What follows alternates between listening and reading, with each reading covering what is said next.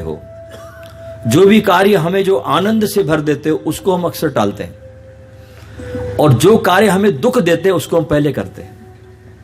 वो हमारी प्राथमिकता पर है। और जो हमें आनंदित करते हैं उसको हम टालते चले जाते हैं, टालते चले जाते हैं, टालते चले जाते हैं। सोचते हैं ध्यान करेंगे, अभी थोड़ी जीवन की व्यवस्था बना लें, अभी ये मकान खड़ा हो गया, इस पर दूसरा तल्ला और खड़ा कर लूं, थोड़ा बैंक बैलेंस बना लूं, कार बदल दूं, ये कर लूं, वो कर लूं, ये कर लूं। ध्यान तो कर लेंगे, कोई बात नहीं।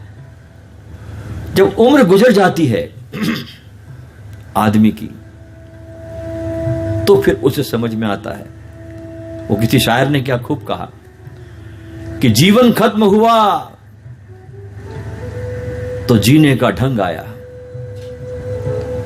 और शम्मा जब बुझने लगी तो महफिल पे रंग आया। मन की मशीनरी ने तब ठीक से काम करना शुरू किया, मन की मशीनरी ने तब ठीक से काम करना शुरू किया जब तन के हर पुर्जे पर जंग आया।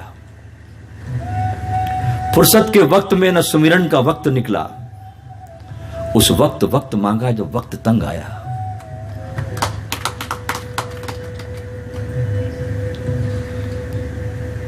इसलिए होशपूर्ण व्यक्ति जब जागे तब सवेरा। इस जागरण को टालना नहीं है, क्योंकि और कुछ में आदमी को सिर्फ मिलने का भ्रम बना रहता है कि ये मिल जाएगा तो हो जाएगा काम। कभी नहीं होता। एक ही यात्रा है भीतर से और भीतर चलने की, जिसमें जाकर सब मिल जाता है, सब आनंद मिल जाता है, परमात्मा मिल जाता है। ये जीवन का उद्देश्य आपके जन्म लेने का यही है, क्योंकि आपके भीतर जो चैतन्य बैठा है, जो आज जिसे हम आत्मा के नाम से जानते हैं, ये परमात्मा से बिछड़ गई है। और इसके सामने हम कोई भी सामान लाए, सारे धरती का साम्राज्य भी इस आत्मा के सामने रख दे तो वो उसे इनकार करती है, क्योंकि वो उसकी भूख नहीं है, वो उसकी प्यास ही नहीं है, वो उससे तृप्त कभी होती नहीं। वो तो तृप्त होती है जब तुम उसे परमात्मा के आनंद के सागर में उसे भिगाते हो, जब उसमें तुम डुबाते हो उसको, जब उसको हरि नाम का कीर्तन सुनाते हो, जब उसके गुणगान तुम उनको सुनाते हो, तब आत्मा प्रसन्न होती है। और ऐसी प्रसन्न होती हुई आत्मा मजबूत होती चली जाती है। इसलिए अपनी आत्मा को मजबूत बनाओ, दुर्बल नहीं। मजबूत आत्मा जब बनती है तो परमात्मा की तरफ जाने के लिए अपनी कमर कस लेती है, और दुर्बल आत्मा होती है ना तो इधर उधर भटकती रहती है, उसके भीतर संकल्प पैदा नहीं होता। तो जीवन में दोस्तों एक संकल्प ले कि मैं इस जन्म में अपने को जाने बिना अपनी अर्थी नहीं उठने दूंगा। अपने को जाने बिना, चाहे इसके लिए कोई भी कीमत चुकानी पड़े। और जिन संबंधों में हम उलझ गए ना, ये मेरा, ये मेरा, ये मेरा, ये सिर्फ हमारे सपने और कुछ भी नहीं है। क्योंकि ऐसे संबंध हमने न जाने लाखों साल के जन्म ले लेके ऐसे बनाए। कभी हम हर जन्म में किसी के पिता थे, किसी के पुत्र बन गए, किसी के भाई बन गए, किसी की बहन बन गए, किसी की पुत्रियां बन गई, किसी के दोस्त बन गए। ये खेल तो हम खेलते आ रहे हैं, अनंत जन्मों से चल रहा है। और अब जीवन में ऐसा मुकाम आया कि जब तुमको ये पता चलना शुरू हुआ कि मैं जाग भी सकता हूं। तुम्हारे कानों में ये शब्द पड़े।